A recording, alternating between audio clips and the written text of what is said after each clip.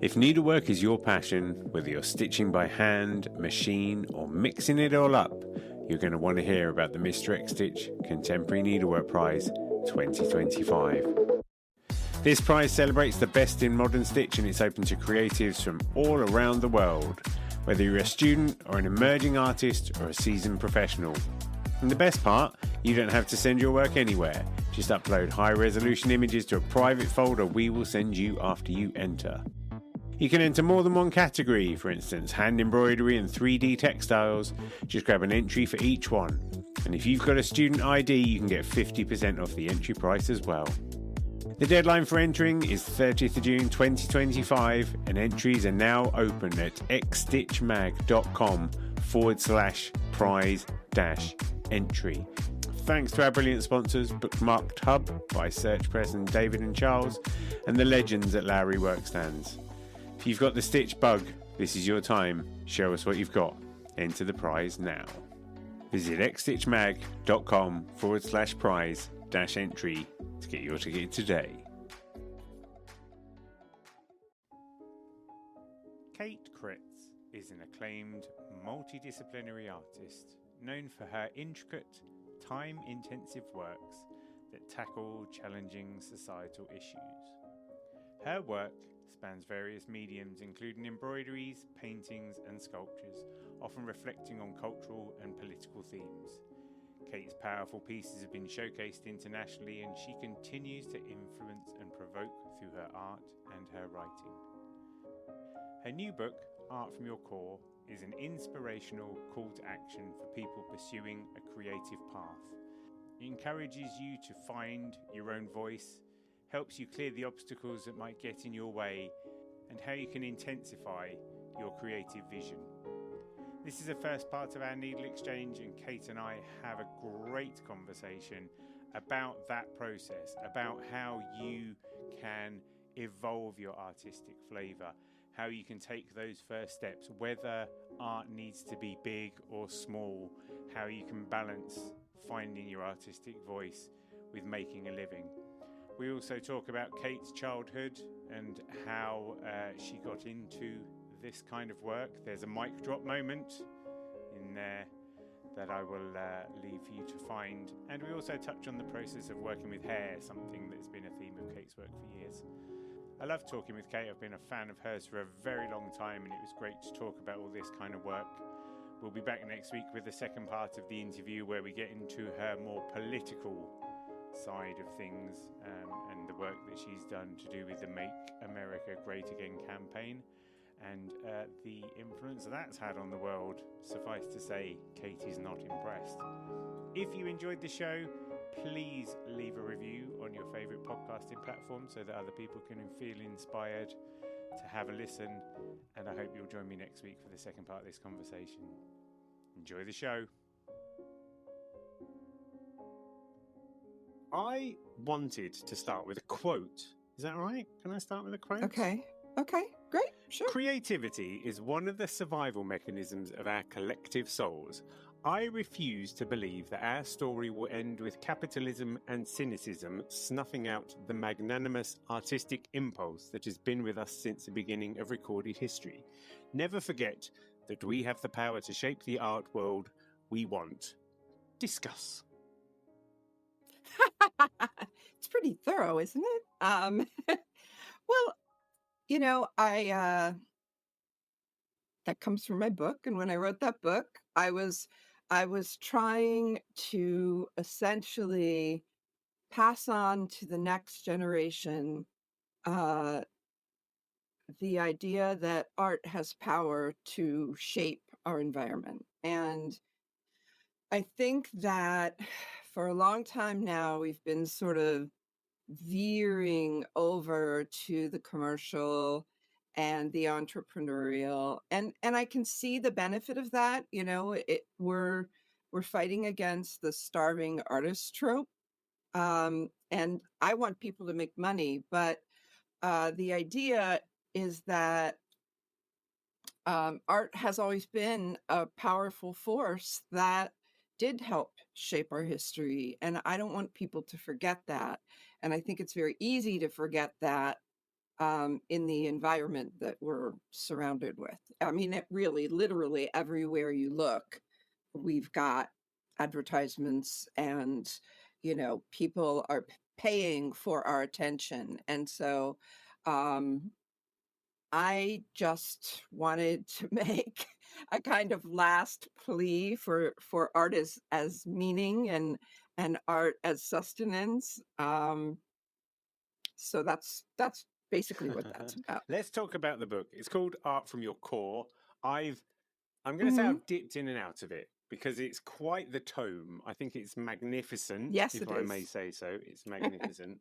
It's Thank very you. brave, it's very bold, and I like the fact that I think you said it's written with students in mind, but I think it's written for Mhm. anybody who wants to be creative. And to me it just feels like it's partly a sort of toolkit, isn't it? Yes, But I think absolutely. it's there to sort of help Um, people negotiate their own paths. I've had this conversation quite a lot with people about the creative path, but it seems as though mhm. you've very much thought this through, put a kind of process in place, and then really you're just holding people's hands as they get brave with themselves.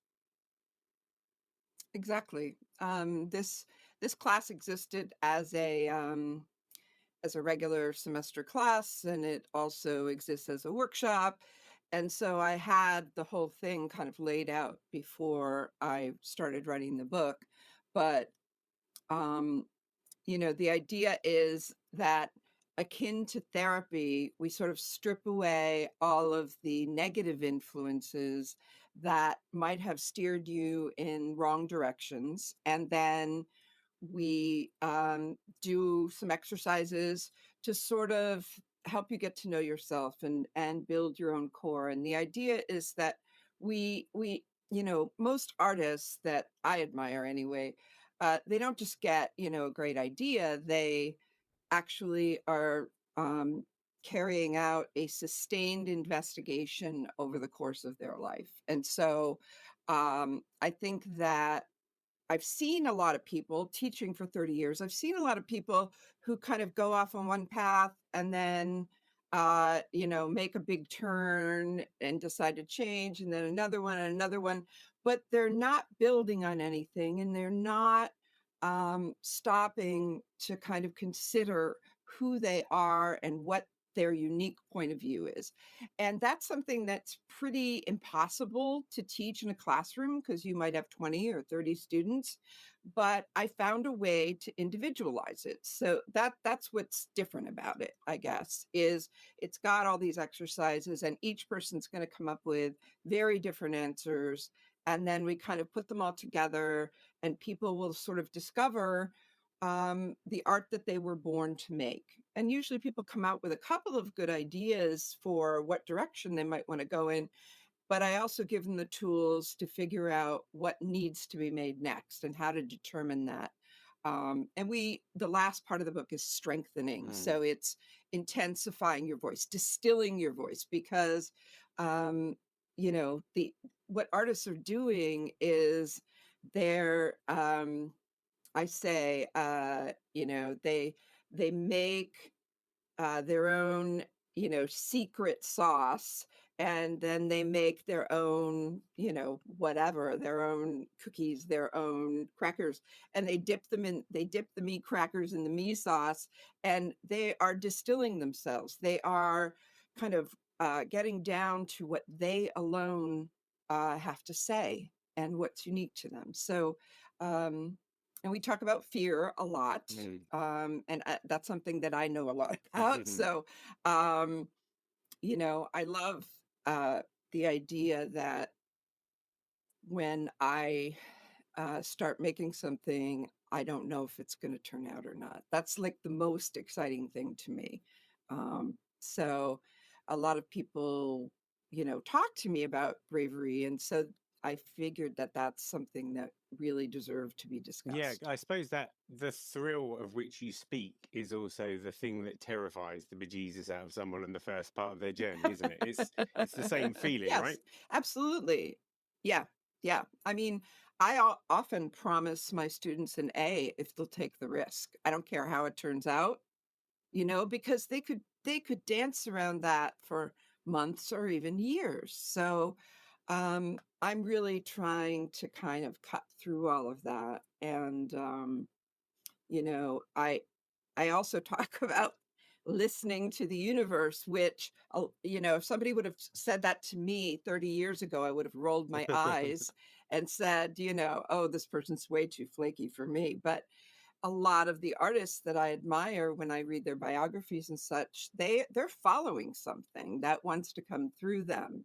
And so um, I use Philip Guston as an example because he had these figures that he's famous for. They were trying to fight through and come out for 10 Mm. years.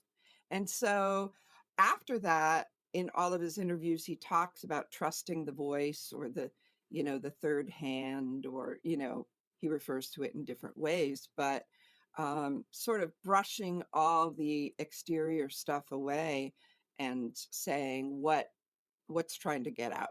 I'm always fascinated by people, and I've interviewed a few in previous episodes of this, people who can't help but make the work. People who have to because the work is just Yes. coming through them and it's all they can do to just get it out with a needle and thread. Like, I find that quite a fascinating thing because there's such a purity to that. And I guess there are different degrees, aren't there? I want to, do you think everybody, well, I know you think everybody has an artistic voice, right? I do. I And do. do you think that the skill is then to understand the voice and to not second guess yourself? Would that be a fair way of putting it? That would be yes, because there's so many forces that um are coming at you, trying to steer you in one direction or another, especially in Mm. school.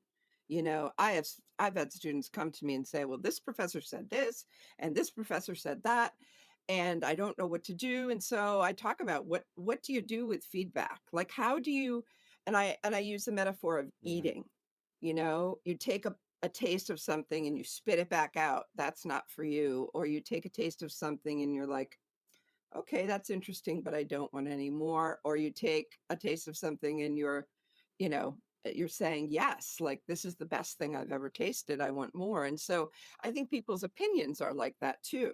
You have to be able to parse out when somebody has an agenda, when, you know, they they themselves were taught 30 years ago that abstract work is the most spiritual, or political work is didactic, or whatever, because we've all got these voices in our head.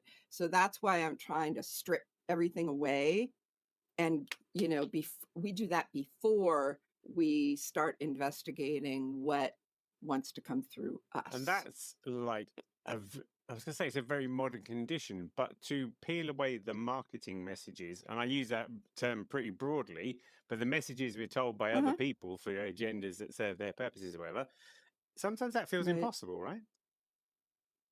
It does. It does, because 'cause they're coming at us from every direction, and I mean, I think that social media has put another layer on that, because we all want likes, Mm. right? We all want people to say, "Oh, that's brilliant." And, the fact is that when you're pushing boundaries, rarely do people say that. It takes time to process what you're doing for the audience. And so um I think that we're in an especially dangerous time, because there's this temptation all the time to say, well, everyone loved the red one, let me do another red one. And that's going to take you down a path that is their path. It's not your path, you know? And I say, in the book, would you have a committee in your studio telling you what to make? And everybody says, oh, no, no, no, no. And then I say, well, why is catering to likes any different? It's the same Mm. thing. Yeah. What's the trade-off between that principle of like following your own artistic voice and then trying to make a living? Well, I address that. There's a sort of elephant in the room chapter. Um, And I think that that's another thing, and I make a lot of suggestions from all the artists that I've known. People do it in different ways. I'm not trying to preach one way or another. Um, some people make smaller things that they know people will buy, and then they save their experimental stuff. Other people have something that's totally separate that they do to earn money. And then, you know, I teach and now I write. Um, and I'm thinking about retiring from teaching, and I'm actually considering, a different business that I uh, think I would enjoy. But I think everybody's got to make that decision for themselves. And my message is just don't neglect what you feel you need to do. I just think it's really easy, and I've done it. I know this. It's really easy to keep putting off that thing that you want to try, and so it sometimes even success gets in the way. Everyone wants a hair embroidery and they're all out at other shows. And so, oh no, I need another hair embroidery. And before you know it, 2 years have passed and I haven't, gotten to try that thing I want to try. And so, um, that's all I'm advocating for, that you save some part for your core voice. And do you think that one of the mistakes that people might make when pursuing their own artistic agenda is thinking that it's got to be something big? And that maybe, like, I was just thinking about my next door neighbor, right? A Hmm. lady called Viv. She's in Yeah. her 70s and she makes Welsh cakes Oh, okay. and she just Cool. gives them to people. Right. And in some ways, that's kind of like her art, Yeah, because she of just does it course. and she's very driven to do it. And it's not like she's not looking to exhibit them in galleries. She's not Mhm. looking to make 16-foot high towers out of them. It's like Yeah. a quiet art. And I sometimes think that's what I mean. Sometimes I think we make a mistake because we think that it's got to be something dramatic. It's got to be something, but to me, it feels like the art is just that expression of you. Whether it's just you've got a really tidy lawn, but that's your art, isn't it? It can be that sort of reflection. Right. I believe that as well, and my creativity manifests itself all over my house and all over my lawn. And, I just think we need that as human beings. And I think we need it now more than ever because it's that tactility. We need to touch things. We need to interact with things. Everything is a screen. It's all just sort of smooth and glossy, and we're human beings. And I feel like we're neglecting this whole other side of ourselves. You probably see that. There are so many more people, I think, doing different kinds of needlework than there were before. I just think that people need to do things with their hands. So, I, I think it's such a double-edged sword. Like I look at Instagram and I think Instagram really accelerated the inspiration for people, made sure. it easier to see that, made it much more accessible. But it Mhm. is such a double-edged sword, like you say, because I don't think we are designed to process the dopamine fix that you get. There's all of these systems, aren't there? And it's Yeah. the same with like ultra processed foods. Like we're not designed to handle flavor enhancers that we've been giving ourselves for 50 years or whatever. And I just think it's trying to find that balance, isn't it? And trying to sort of explain that.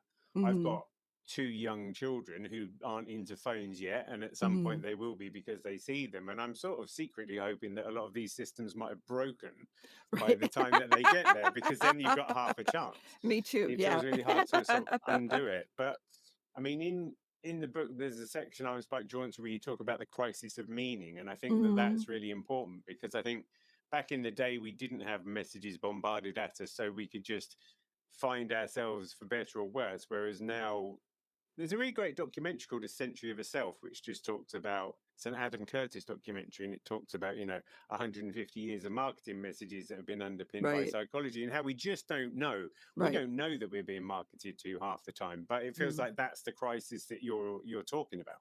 Absolutely. And the reason that the book is called a holistic guide to visual voice is because of that. Because um, I think that it's our job as artists to cultivate meaningful lives, to make meaningful art, whatever that art is, whether the rest of the world is appreciating it or not. But um, I've had students come up to me and like show me their work, and they're like, it's just there's not, there's something missing in this work. And I think it's hard to uh know who you are and have a strong sense of that without making deliberate efforts to shut out some of the noise. And so there's a whole chapter that, nobody wants to read, but is going to want to read, called The Noise. And Mm, that's the most scientific chapter. That's the one that really tells us, hey, if you go away on a camping trip for 5 days, your creativity will be boosted by 50% when you get back. And, I'm not a Luddite. I use the internet, I use my phone, but I set timers because mm, I, I want to own my life. I want to be proactive and not reactive. And I think that the way we're being bombarded, it puts us in a position where we're reacting to that all the time. When your phone buzzes, even if it's not ringing, you have a startle response, which is right. stress, right? And so you know, a lot of times if you're distracted by something, they say it takes you up to 20 minutes to get back to what you were doing if you ever Mm, return at all. So, these are things that I'm always thinking about this, like somebody invents some great new thing, and then who is doing the research to figure out whether this is good for us or not. And usually that comes later. The scientists catch up when we have a problem, you know, where yeah. when parents talk to their kids and their kids won't answer because they're plugged in. So, Mm, I advocate for trying to build a life that has meaning for yourself, and to have some quiet built into your life too, because we're all so busy, um, to be able to think. That's how we gestate. I mean, people mm, always joke about getting good ideas in the shower, and it's probably the only time that we're alone without without something, yeah. affecting us. Yeah, I think you're right. I think you're right, isn't it? Until they create a fully waterproof phone and then we're completely screwed. But Speakers. yeah, but I think it's true. I mean, I think that in some ways that's where needlework has an advantage over some other art forms, I think, because you can't rush it. You have to take your time, and that slowness is kind of inherent in part of the process, isn't it? And that's the slowness that, for me, the meditativeness of it was the thing that got me in the first place. Hmm. Do you like, I guess, yeah, I suppose you're in agreement with that because of your personal practice anyway. I just wonder, do Hmm. you, when you're teaching students, are they across all different kinds of media and disciplines? I have, yes. Yeah, I've taught painting and color theory, and I teach visual voice classes, and drawing's primarily what I'm teaching right now. I But wonder whether you just notice any difference between certain applications of media and that like thoughtfulness process, whether there are some like needlework that lend themselves to a bit more philosophical reflection by the nature of the process. I think that people are drawn to the people that are drawn to do needlework um understand and appreciate that slowness, and that it's meditative, and that it's reparative in some cases. It feels that way anyway. And so uh you know i i I know I have students who would never do needlework, who, because I teach it even in my drawing classes. I teach in the second or the third drawing class, I teach them needlework as mark making. And Right.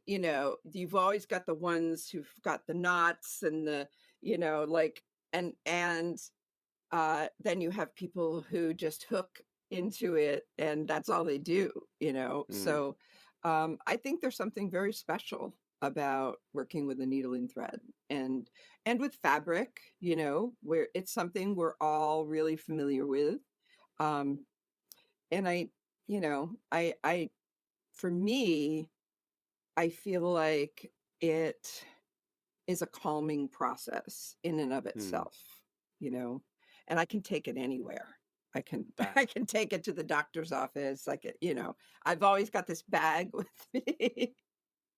because the thing I'm appreciating the calmness because I think one of the things I've always felt with your work, bearing in mind that I guess I've known of you for like over a decade now, which is a bit mad, really, but um, there's always been a good bit of rage. I've always felt like with you, there's always some rage in Kate's work in some form or another, Mhm. even before it became like overtly political, even in Oh, the yeah. early days of oubliettes and those kind of things. It was kind of there was a darkness, there was a sort of sinisterness there. There was something that you were whether you were trying to exercise it from your system or whether you were just looking at the world around you. I'm not sure which way it came, but there's always been this, yeah, darkness. Mhm.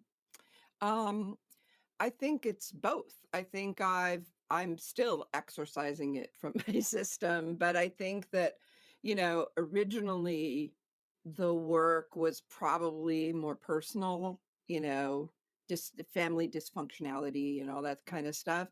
And then when my daughter was born, I just started looking at the world around me in a completely different way. And um I feel this sounds like a very naive thing to say, but I feel like I'm trying to fix the world for my daughter. And I'm not arrogant enough to think that I can, but I do think that sometimes you can budge the needle just a little bit in the right direction. I'm pretty good at getting my work out in front of people. So, um, yeah, I think that now I'm responding to the outside world, whereas kind of in the first half of my career, I was responding to the inside. As an aside, I never really understand why, as a parent, like you do things yourself that you don't want your children to do because you know that they're bad for them. Why do we do that all the I, time? It's like, I, don't eat this thing. well, I'm the oldest sibling, and so uh, I even did that with my brothers and sisters. There's this whole thing inside where you're like, I survived, but I was just lucky, Yeah. and but the world changes, and there are threats that didn't exist. I mean, Hmm. what did we do? We were running around playing all day long and came in when we were called for supper, and no one knew where we were or what we were doing. And I think my daughter's fascinated by all this, and she asked me the other day uh about my childhood, and I said, "Yeah, I remember my mom giving me money and sending me to the store for a carton of milk when I was 4 years old. Mm. It was right down the street. And it's not like bad things didn't exist back then, but we read about them now a lot more, and the internet's an additional danger, especially when you have girls, it seems. So But I wonder whether that's the thing, like you say, it's like our parents. I don't know if it was naive or maybe the world sort of isn't that bad. If we turn down the volume and all the right, things telling us the world that's bad, then maybe we'd all feel the same way about that. But yeah, right. it just it's always a funny duality. Let's talk about childhood. Let's not just as a broad concept. Let's talk about your childhood because I Mhm. know that you've been stitching and making art for a long time. Have you been sort of making art from a small child onwards? Yes. I think I started seriously drawing in 4th or 5th grade, but I was always doing crafts. I had embroider on your jeans crafts and things like that. Um, Sometimes I didn't finish them. I remember that if I wasn't really interested in them, they didn't get finished. But yeah, I've always liked to make things with my hands, and I've always been somewhat introverted too. I need time for myself that's quiet, and that was hard in a house, of 7 people. So Yeah, how many siblings have you got? I've got 2 brothers and 2 sisters. They're all younger than me. Right, right. So was there a period where you had time for yourself and then they came along and you just went, oh, that's the end of that I don't really remember back that far, but we're then? like the first 3 of us are super close in age. Like Right. we're all a year and a half away from each other. So we were sort of one pack, and then there was a period of time where 2 younger. So that, we all did plays together, the 3 of us. And, my mother taught us before we went to kindergarten. My dad was a high school teacher, so he got some old desks that were being thrown away, and, she would actually hold classes for us. I suppose it's an easy way to get all 3 of us in one place paying Mm, attention. yeah. And so are you all quite creative? Was there a lot of that happening? I think so. I mean, in different areas. We um you know, my youngest brother's a DJ, and my brother, does shows for people like Armani and stuff like that. I mean, he makes all the visuals on the screen Okay. behind them. So, and then we've got a scientist. We don't know where she came from, but she's brilliant too. Just to balance things out in a sort of karmic It's scale or a something. it's a biology thing. Someone told me that, you know, in order for us to survive, your kids have to be different from one another so that one of them will be likely to succeed where the other one might not, or be more adaptable to conditions. So that's, Not sure I want to know that fact because then you spend the rest of your time just wondering if you're the well, one. it's not. I know I'm the Yeah, there you one. go. Did you do a lot of needlework type stuff at school? Mm, not at all. I I'm about to make a confession um, Hmm. on this particular podcast. I think there was a period of time when I was an undergraduate where I was a voracious reader, and I had read about the hierarchy of art, and Okay. I had a little button that said, "I don't do crafts." Mic drop. Right?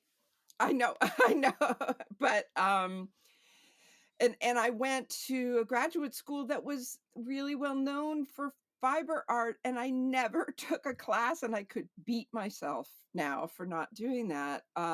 It was really, several years into my professional career when I was painting, but I've always liked to make things for my house. So I started to make these things, and then curators would come over and they'd be picking paintings for a show.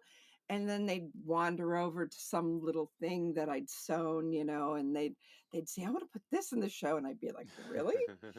So um it and I think that time coincided with when I got tenure at my university, and so that is a very freeing Hmm. thing.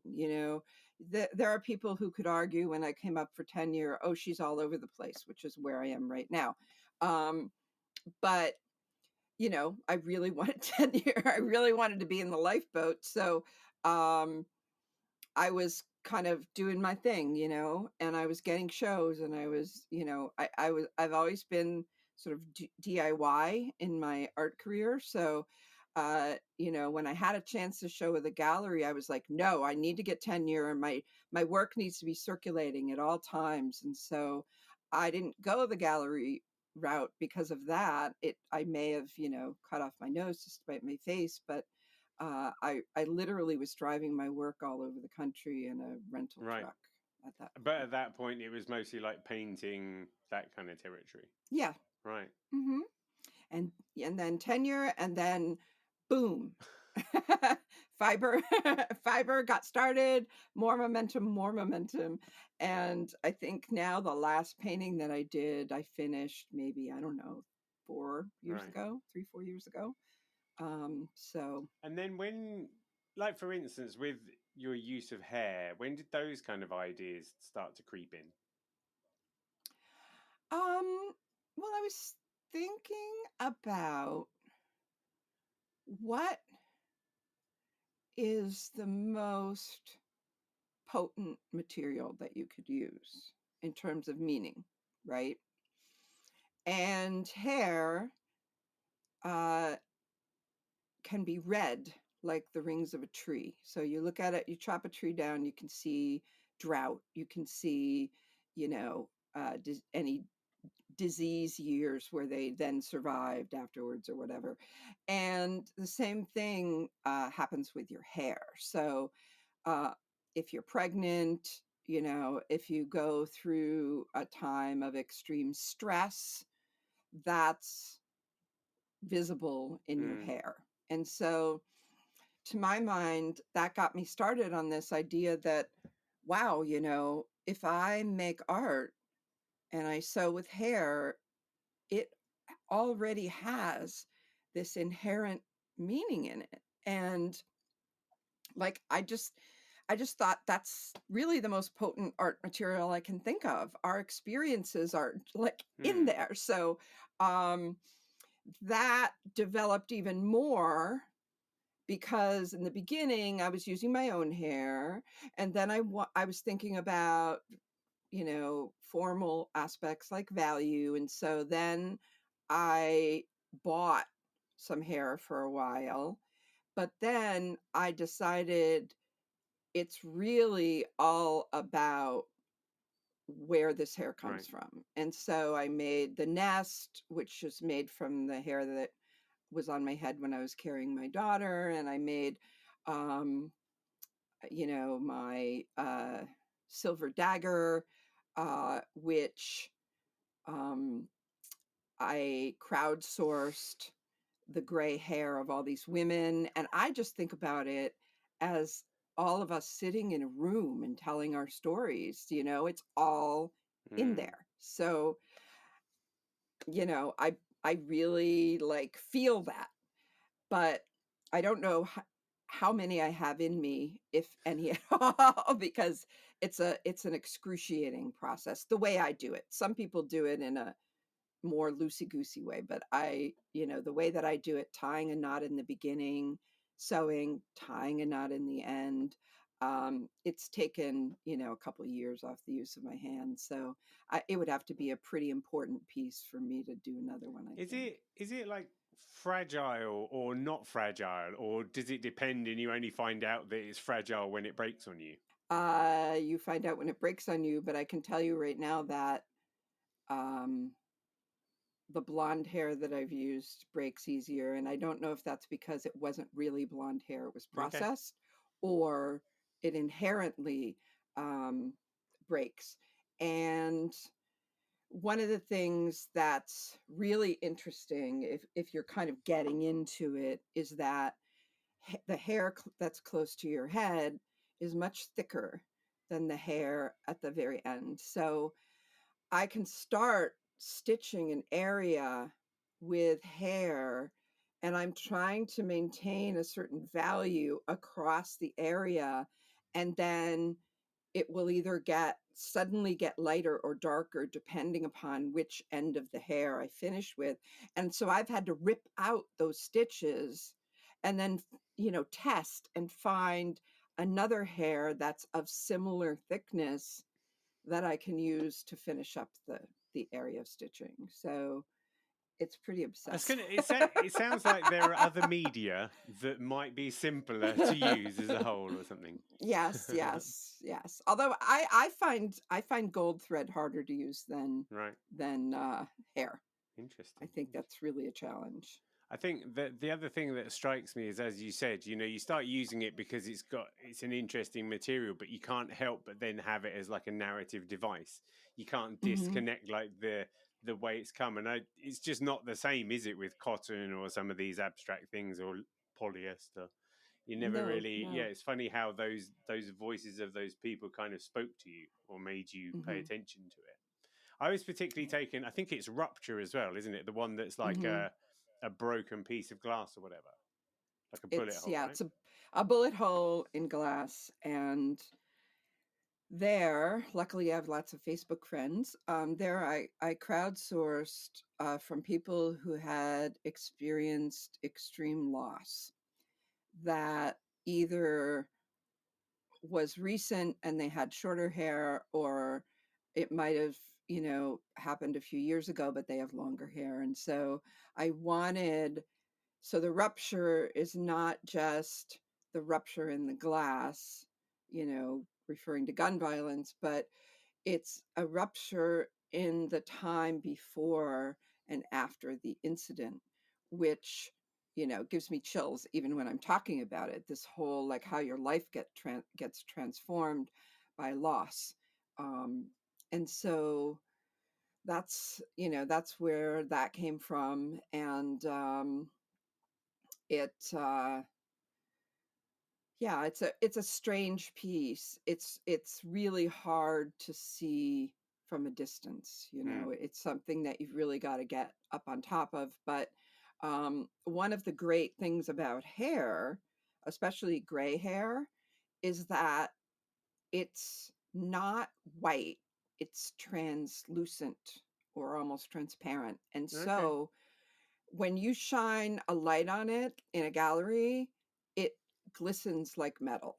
And Right. so or like glass, so that was the glass and the metal that I was, and I didn't know that when I started.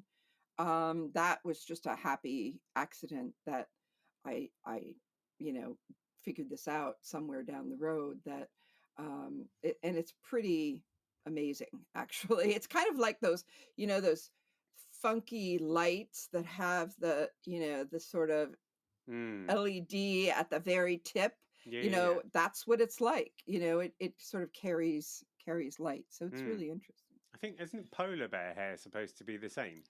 Like, I think I don't know. I think polar bears, like, their hair's transparent, but there's so much of it, and I think their skin's quite dark, but it comes off as white because it's that's reflecting the light interesting. around it and stuff.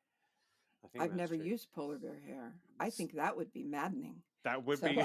I'm not going to try it. I'm not going to try and get that from the source at all. When you did the rupture piece, people sent you hair in? Like, I've done a few crowdsourced projects, and people always want to tell you the tales of them. But Yes. My thought is that with a project like that, you could personally get a bit overwhelmed by all those tales. Did you say, I just want the hair, or did you leave it open for people to share what they wanted to? I left it open, and a couple of people shared their stories, but most of them did not, and that's fine with me. I sort of trust them, and I take them at their word, and that, I knew there were stories. That's all I needed to know. That they experienced the emotion and they experienced the disruption. I guess there's a gamble, isn't there, with something like that actually the stories change the path that you'd sort of started out on or something, and it might change the conversation you're having as part of that work or something. To a certain extent, I just think it was sort of, broad enough.